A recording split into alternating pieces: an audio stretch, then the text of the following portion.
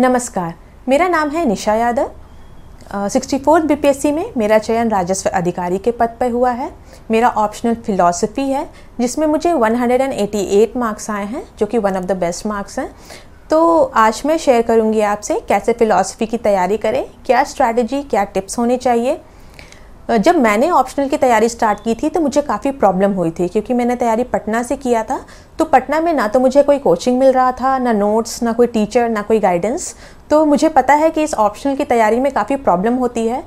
तो और मैं आपको ये भी बताना चाहूँगी कि ये ऑप्शनल की तैयारी मैंने प्रीलिम्स के रिज़ल्ट के बाद ही स्टार्ट की थी। उससे पहले मुझे फ़िलॉसफ़ी के बारे में कोई भी आइडिया नहीं था। तो कैसे मैंने 3 महीने में तैयारी की और मुझे इतने अच्छे मार्क्स मिले हैं, मैं आपको बताना चाहूँगी।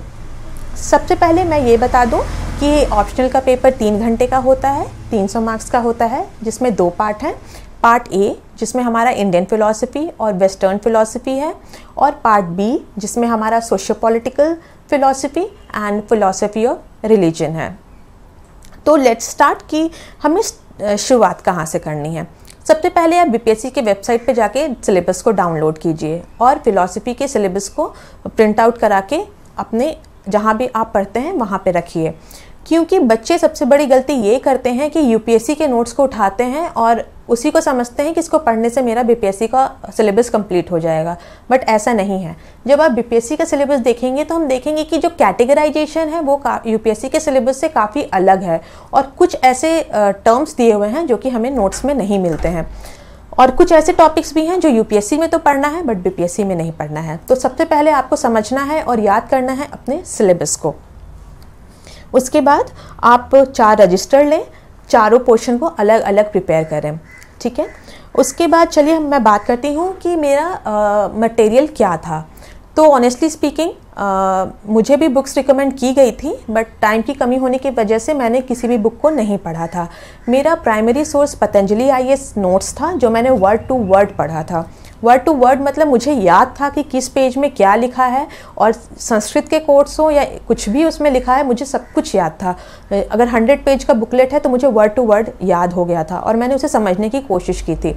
समझना तो काफ़ी डिफ़िकल्ट रहा मेरे लिए, क्योंकि यूट्यूब पे भी फ़िलॉसफ़ी के जो टॉपिक्स हैं उसका सही डिस्क्रिप्शन नहीं मिलता है। तो इसका यही इलाज है कि आप उसको बार बार पढ़िए, उसको समझने की खुद से कोशिश कीजिए। कुछ टॉपिक्स तो आपको वेस्टर्न के मिल जाएंगे यूट्यूब पे, लेकिन हाँ, इंडियन को समझना कहीं ना कहीं काफ़ी डिफ़िकल्ट हो जाता है। जो मुझे बुक रिकमेंड किए गए थे उस बुक्स के बारे में आपको नाम बता देती हूँ, अगर आपके पास समय है तो आप उसको फॉलो कर सकते हैं। इंडियन फ़िलॉसफ़ी के लिए CD शर्मा, वेस्टर्न के लिए Y मसी, सोशियो पॉलिटिकल के लिए OP Gauba, and philosophy of religion के लिए अगेन Y मसी। लेकिन मैंने इसमें से कोई भी बुक्स नहीं पढ़ी थी। दोस्तों, सोशियोलॉजी के टॉपर्स के मुंह से तो आपने बहुत बार सुना होगा कि उन्होंने स्लीपी के रिसोर्सेज यूज किए। तो लेकिन ऐसे भी कुछ टॉपर्स हैं जो सोशो ऑप्शनल से नहीं है। वो क्यों स्लीपी का नाम लेते हैं? दोस्तों, हम स्लीपी क्लासेस में जीएस एक्सटेंसिवली कवर करते हैं। ना सिर्फ यूट्यूब में डेली 4 वीडियोस आते हैं दोस्तों वहां पर, बल्कि हमारे पेड मॉड्यूल्स हैं। आज भी भारत के most cost effective paid modules systematically coverage करते हैं पूरे जो जीएस को, एंड मेंटरिंग भी अब तो शामिल है। दोस्तों, मैं आपको इनवाइट करता हूं इस पूरी जर्नी में, जो कि भारत के ग्रास रूट से क्रिएट कर रही है अब टॉपर्स। तो चलिए मैं आपको जल्दी जल्दी बता देती हूँ कि टॉपिक्स एक्चुअली हैं क्या। क्योंकि सिलेबस, मेरे पास बहुत सारे बच्चों के मैसेज आए हैं, कॉल्स भी आते हैं कि फ़िलॉसफ़ी में कुछ समझ में नहीं आ रहा है, कैसे प्रीवियस ईयर क्वेश्चन करें, क्या करें। तो बिल्कुल बेसिक से बताती हूँ। तो एक जो छोटी सी बुकलेट आती है जिसमें प्रीवियस ईयर क्वेश्चन 1996 से रहता है, लेकिन वो ईयर वाइज रहता है कि 96 में क्या क्वेश्चन आया, 97 में क्या क्वेश्चन आया, वैसे नहीं करना है। हमें उसको टॉपिक वाइज सेग्रीगेट करना है, ठीक है, जैसे मैंने बनाया है। पहला टॉपिक हमारा इंडियन फ़िलॉसफ़ी का, जैसे मैंने लिया मीमांसा को। तो इसमें हर साल कौन कौन से क्वेश्चन मीमांसा से आए हैं आपको ऐसे लिखना है। तो इसको सेग्रीगेट करने के बाद आपको पता चलेगा कि बहुत ही कम टॉपिक्स हमें प्रिपेयर करने होते हैं। बस वो देखने में तो काफ़ी डर लगता है उस बुकलेट को, संस्कृत लिखा रहता है, सब कुछ तो समझ में नहीं आता है। तो टॉपिक सेग्रीगेट करने के बाद मैं आपको बताती हूँ मीमांसा में हमें क्या पढ़ना है। अभितान्यवाद, अन्विता विधानवाद, अख्यातिवाद, अन्यथा ख्यातिवाद, स्वतः प्रमाण्यवाद, पढ़ता प्रमाण्यवाद, बस इतने ही क्वेश्चन हैं। इतने ही क्वेश्चन को आपको प्रिपेयर करना है, और ये पतंजलि आईएएस के नोट्स में आपको ये 50 मार्कर आंसर्स मिल जाएंगे। मतलब कि इतने बड़े बड़े ये टॉपिक्स समझाया हुआ है कि आपको 50 मार्कर में, यानी कि 6 पेज में आप इस आंसर को लिख सकते हैं। तो बार बार इस आंसर को लिखिए और उसको याद कर जाइए। मैं एक चीज़ और आपको फोकस करना चाहूँगी कि जब आप नोट्स बनाते हैं तो उसको सिर्फ लिखना नहीं है और समझना ही नहीं है, उसको याद कर जाइए, क्योंकि एग्ज़ाम में 50 मार्क का क्वेश्चन लिखना काफ़ी डिफ़िकल्ट होता है। यूपीएससी में क्या होता है कि क्वेश्चन का मार्क्स वेटेज कम होता है, कहीं ना कहीं आधा क्वेश्चन एक क्वेश्चन छूट भी जाता है तो ज़्यादा फर्क नहीं पड़ता है, बट बीपीएससी में 50 मार्क का क्वेश्चन है तो क्वेश्चन छोड़ने की गुंजाइश तो बिल्कुल भी नहीं है। इसलिए सबसे बेटर है कि आप आंसर को याद कर जाइए। फिर हम आते हैं सेकेंड टॉपिक पे, दैट इज़ न्याय फिलॉसफी। न्याय फिलॉसफी में भी बहुत कम टॉपिक्स आपको प्रिपेयर करने हैं। प्रत्यक्ष प्रमा, प्रमा, प्रामाण्य, परामर्श, सन्निकर्ष, अप्रमा, अनुमान, न्याय थ्योरी ऑफ परसेप्शन, लौकिक अलौकिक परसेप्शन और व्याप्ति। सिर्फ इतने ही क्वेश्चन आपको न्याय में प्रिपेयर करने हैं। हमारा थर्ड टॉपिक है इंडियन फिलॉसफी का, दैट इज़ वैशेषिका। इसमें भी सिर्फ 3 क्वेश्चन है प्रीवियस ईयर एनालिसिस के बाद, जैसे कि पदार्थ, समवाय, और एक क्वेश्चन हमारा 2016 में आया था कि टाइप्स ऑफ द्रव्य, समवाय एंड अभाव।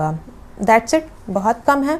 फिर हम आते हैं fourth topic, that is Samkhya. Samkhya में भी हमारे पास है reality and plurality of the Purusha, dualistic realism of the Samkhya, फिर सांख्या थ्योरी ऑफ इवोल्यूशन, परिणामवाद एंड पुरुषा और प्रकृति का जो कॉन्सेप्ट है, काफ़ी इजी है। इसमें भी 2 या 3 ही टॉपिक्स आपको प्रिपेयर करने हैं। फिर हम आते हैं योगा में, तो योगा में भी सिर्फ 2 टॉपिक हैं, दैट इज अंतःकरण, varieties according to the yoga and concept of God in the yoga. तो आप देख रहे हैं कितने कम क्वेश्चंस हमें प्रिपेयर करने हैं। फिर हम आते हैं बुद्धिज़्म पे। बुद्धिज़्म पे हमारे पास सिर्फ 4 टॉपिक हैं प्रीवियस ईयर क्वेश्चन में जो रिपीट हुए हैं इतने सालों से। प्रतीत समुत्पाद, क्षणिकवाद, शून्यवाद, कॉन्सेप्ट ऑफ सेल्फ एंड अपोहा। जब जैना में आते हैं तो सिर्फ 5 टॉपिक्स हैं, अनेकांतवाद, स्यादवाद, पुद्गल, काइंड ऑफ द्रव्या एंड सप्तभंगी नए। फिर हम आते हैं शंकराचार्य पे। शंकराचार्य में 4 कॉन्सेप्ट आपको प्रिपेयर करने हैं, दैट इज़ ब्रह्मा, जगत, अध्यास एंड मोक्षा। फिर बस इतने ही क्वेश्चन है। और रामानुजाचार्य और माधवाचार्य पे आप एक क्वेश्चन देख लीजिएगा, प्रीवियस ईयर क्वेश्चंस में उसी को प्रिपेयर करना है। तो आप देख सकते हैं कि ओवरऑल बहुत ही कम टॉपिक्स हैं, 20 से 25 टॉपिक है जिसमें आपका इंडियन फिलॉसफी कंप्लीट हो जाता है। और सबसे अच्छी बात तो ये है कि ये सारे टॉपिक्स हमें पतंजलि के नोट्स में मिल जाते हैं। मैंने इसके लिए मित्रा IAS का नोट्स फॉलो नहीं किया था क्योंकि पतंजलि के नोट्स में ये सारे टॉपिक कंप्लीटली मिल जाते हैं। मटेरियल काफ़ी ज़्यादा दिया गया है जो कि 50 मार्कर के लिए सफिशियंट है। चलिए अब हम बात करते हैं वेस्टर्न फिलॉसफी की, जो कि बच्चों को काफ़ी ज़्यादा डिफ़िकल्ट लगता है क्योंकि थोड़ा सा साइंटिफिक होता है और समझने में प्रॉब्लम भी होती है। तो लेकिन इसमें भी हम आगे देखेंगे कि टॉपिक्स बहुत ही कम हमें प्रिपेयर करने हैं। सबसे पहले हम बात करते हैं एम्पिरिसिज्म की। इसमें हमारा डिकार्ट आता है।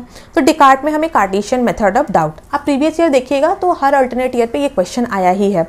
फिर हमारा आता है जनरल रैशनलिज्म क्या है, इस पर 50 मार्कर प्रिपेयर कर लीजिए, दैट्स इट। फिर हम आते हैं बर्कली पे, ऐसे एस्ट परसिपी के कॉन्सेप्ट पे 50 मार्कर प्रिपेयर कीजिए, ह्यूम का क्रिटिसिज्म ऑफ कॉजेशन पे प्रिपेयर कीजिए और लोकी का थ्योरी ऑफ नॉलेज। बस ख़त्म हो गया हमारा 2 टॉपिक। फिर हम आते हैं हमारे आइडियलिज्म पे। तो मैं ये बता दूं कि ये टॉपिक हमें किसी भी मटेरियल में जल्दी नहीं मिलता है। 2-3 टॉपिक हैं, that is idealism, realism and pragmatism. ये बीपीएससी के टॉपिक में, बीपीएससी के सिलेबस में है बट यूपीएससी में नहीं है। तो इसको मैंने प्रिपेयर किया था गूगल करके और इसमें डिफरेंट मटेरियल्स को भी फॉलो किया था, इग्नू के मटेरियल को भी फॉलो किया था कि कहीं से मुझे मटेरियल इसमें मिल जाए ताकि मेरा 50 मार्कर आंसर प्रिपेयर हो जाए। तो इसके लिए आपको थोड़ा सा रिसर्च करना पड़ेगा, ठीक है। उसके बाद हम आते हैं मिसलेनियस क्वेश्चन पे। वहाँ पे आपका 2 क्वेश्चन आता है रिपीटेडली, दैट इज रसेल का और एक आता है कांत का क्वेश्चन। तो बस 2 ही क्वेश्चन है।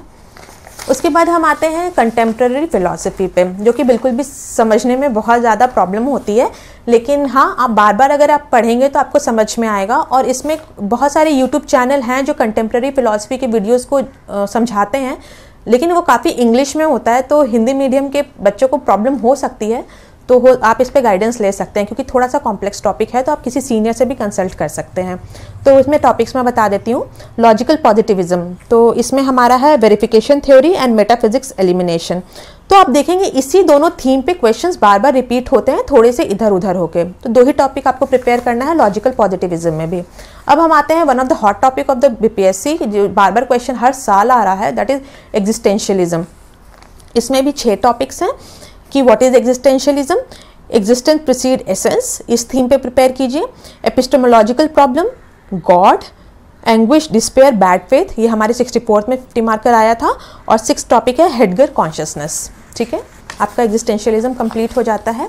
फिर आपका आता है फिनोमेनोलॉजी। फिनोमेनोलॉजी में भी हमारे सिर्फ 6 टॉपिक है।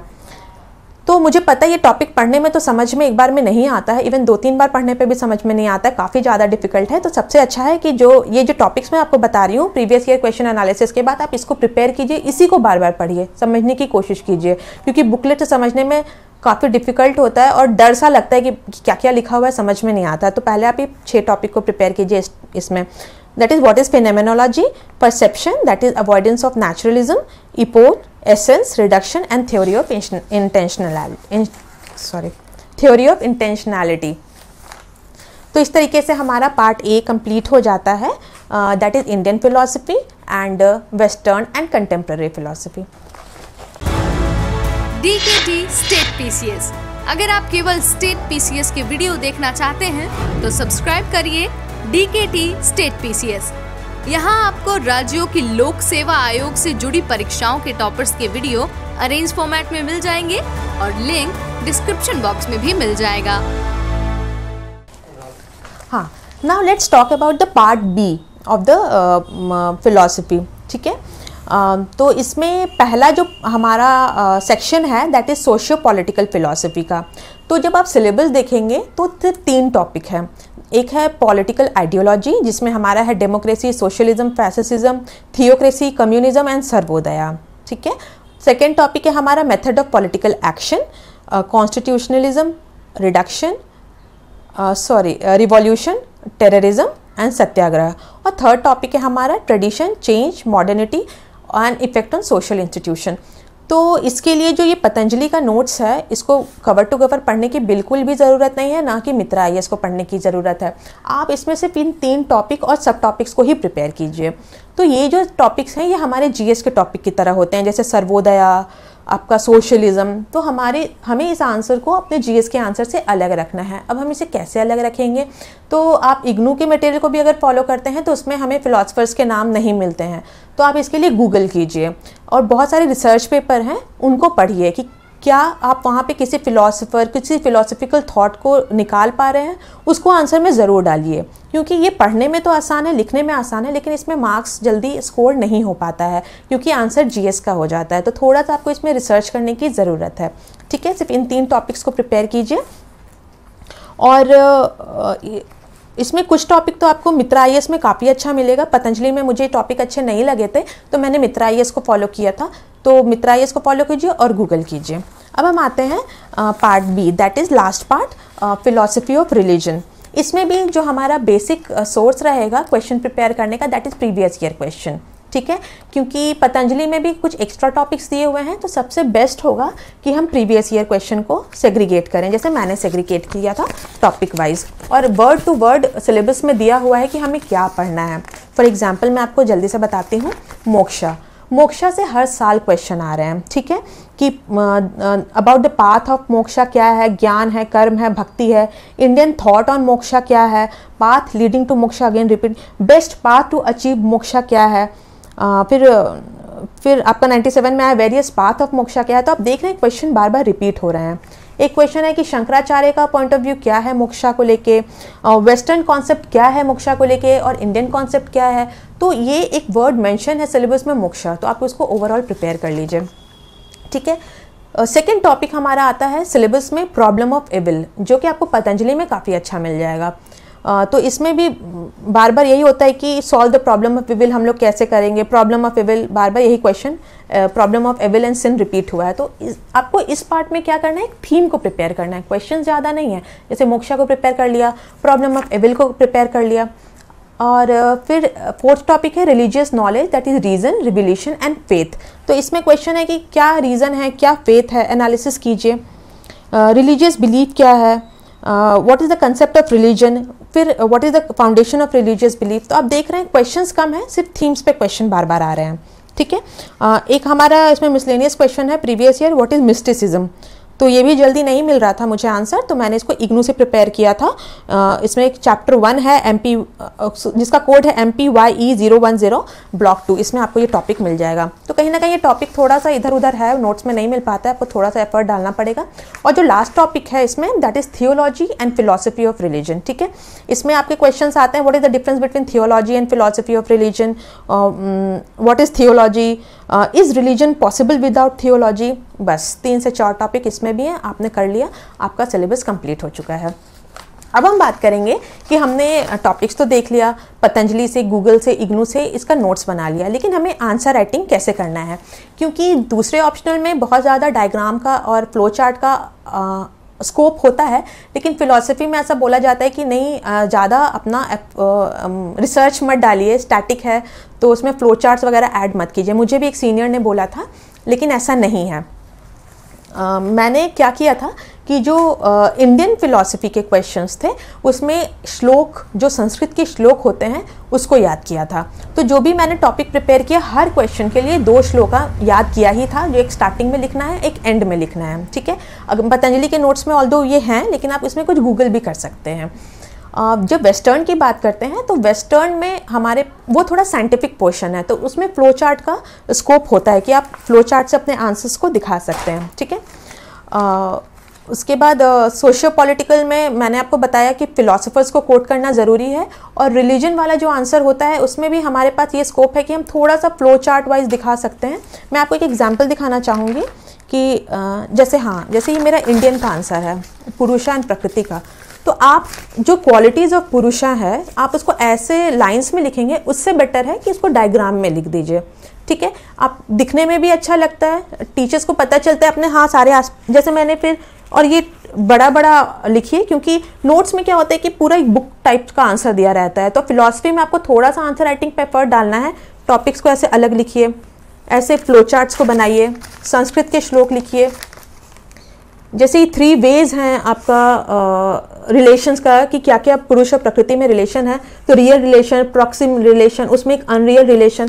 तो थोड़ा सा आप फिलॉसफी में अपना एफर्ट डाल सकते हैं फ्लो चार्ट को ऐड करने के लिए। तो इस तरीके से कंप्लीट होती है हमारी फिलॉसफी की स्ट्रैटेजी। दोस्तों, सोशियोलॉजी के टॉपर्स के मुंह से तो आपने बहुत बार सुना होगा कि उन्होंने स्लीपी के रिसोर्सेज यूज किए, तो लेकिन ऐसे भी कुछ टॉपर्स हैं जो सोशो ऑप्शनल से नहीं है, वो क्यों स्लीपी का नाम लेते हैं? दोस्तों, हम स्लीपी क्लासेस में जीएस एक्सटेंसिवली कवर करते हैं, ना सिर्फ यूट्यूब में डेली 4 वीडियोस आते हैं दोस्तों वहां पर, बल्कि हमारे पेड मॉड्यूल्स हैं। आज भी भारत के most cost effective paid modules systematically coverage करते हैं पूरे जो जीएस को, एंड मेंटरिंग भी अब तो शामिल है। दोस्तों, मैं आपको इन्वाइट करता हूं इस पूरी जर्नी में, जो कि भारत के ग्रास रूट से क्रिएट कर रही है अब टॉपर्स। तो मैंने अपनी तरफ से पूरी कोशिश की है कि बच्चों के जो भी कन्फ्यूजन्स हैं वो दूर हो जाएं, लेकिन फिर भी अगर आपको कोई भी कन्फ्यूज़न रह जाता है बुक लिस्ट से रिलेटेड, आंसर राइटिंग से रिलेटेड, क्योंकि मुझे पता है कि कितना भी बता दो, फिलॉसफी को प्रिपेयर करने में तो बहुत ज़्यादा ही प्रॉब्लम होती है। तो और लास्ट में मैं थैंक यू बोलना चाहूँगी दिल्ली नॉलेज ट्रैक का, कि मुझे ये प्लेटफॉर्म दिया एस्पिरेंट से कनेक्ट होने के लिए। इसी के साथ all the best for the future aspirants and नमस्कार।